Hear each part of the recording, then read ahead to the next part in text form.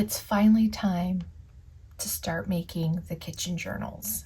This is a project that I talked about in a previous video that is no longer available to watch, but it was all about getting back to crafting and starting with this project because I had a lot of ephemera for it and books picked out already, and I was excited about it. And then after I filmed that video, I promptly did not do that project. I realized that I really wasn't ready for that project because I wanted to think more about the layout of the pages and what I wanted the books to be. And I didn't want it to just be blank pages for writing recipes. I wanted it to be more like a scrapbook or a journal, which is why I kept calling them kitchen journals, but I just didn't really know what that meant. And actually, I still don't, but I really want to get these journals done because when I think of winter, I think of being cozy in the kitchen and baking and cooking a lot of comfort foods and hearty stews and, you know, sweet treats. And so I just decided that it was time to get these journals made. I got as far as, I think, well, I have a note in here that this is ephemera for 3 kitchen journals, but I really only have 2 books that I will be making. So I put together ephemera and gathered some other supplies, and then I was also putting together little ephemera packets. I think I thought that I would put these on Etsy or something. So I'm not quite sure what I was doing because this is about like 3 years ago, maybe 2 or 3 years ago that I started this process.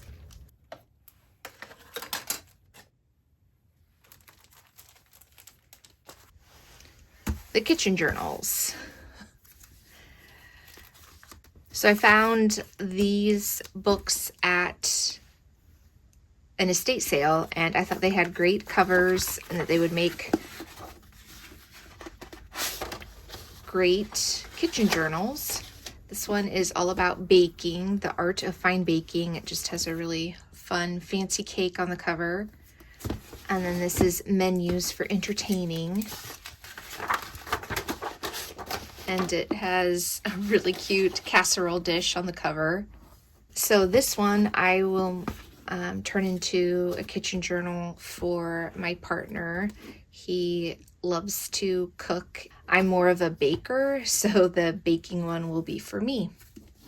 So I had put together, as I mentioned, ephemera pieces. So I'll go through that and decide if I still want to use all of those. And then I had set aside other ephemera and other books to pull from. Move this. This is, just a recipe box. I just liked that it said kitchen blossoms, I guess. Some labels that I thought were really cute. Various recipes from newspapers.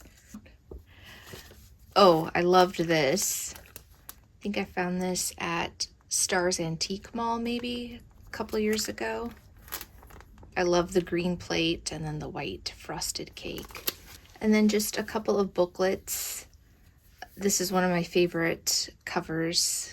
Loved this cover with the veggies. And some of them do have neat illustrations throughout as well.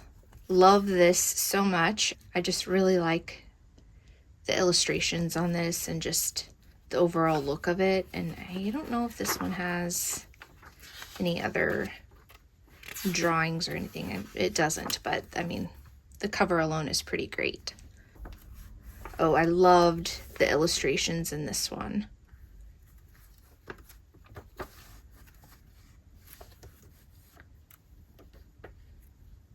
Couple of other little cookbooks. This one is not vintage. It's just a reproduction from 2008, but still has cute illustrations in it. And then I think this ledger is exactly the size of the books that I'll be using, so I had set that aside. But if you watched my previous studio vlog when I was making the Pretty Lovely floral journals, I realized it is kind of a pain to use ledger paper in them because, you know, you detach the pages and then have to put them back together. It just takes a little bit extra time.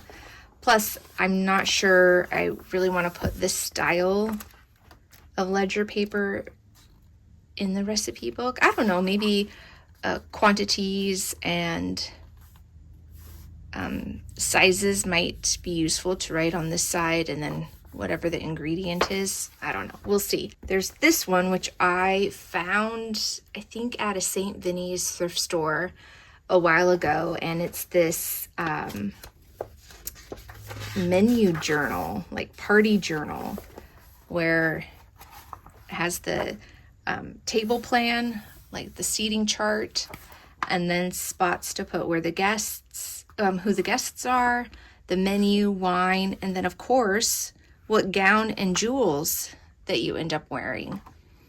I thought this was fabulous when I found it, and I was certain that it was vintage, but I looked up the maker and this is still in production. Like, they still make this book. And then there is this book that I found, I think, at a library sale. But of course, obviously, I loved the title, and it's just all about little kitchen and domestic poems. Those are all of the pieces that I may or may not use for the journal, and I have a whole other drawer full of stuff that I could also look through again for more pieces of inspiration. But that is what I'm starting with. For the main pages I might use, I have some options. This sketchbook paper that I also found at St. Vinny's. That's one thing I love to look for, or I haven't for a while because I have quite a big stock, but old sketchbooks and papers and files at thrift stores. I mean, this was 99 cents. This is another one I think I found on the same day. This was $1.99, but look at how much there is. This is perforated as well. Used it that way. Yeah, that could work. So that's the first thing I need to figure out, is the bulk of the papers. So let's see what I can make of these books.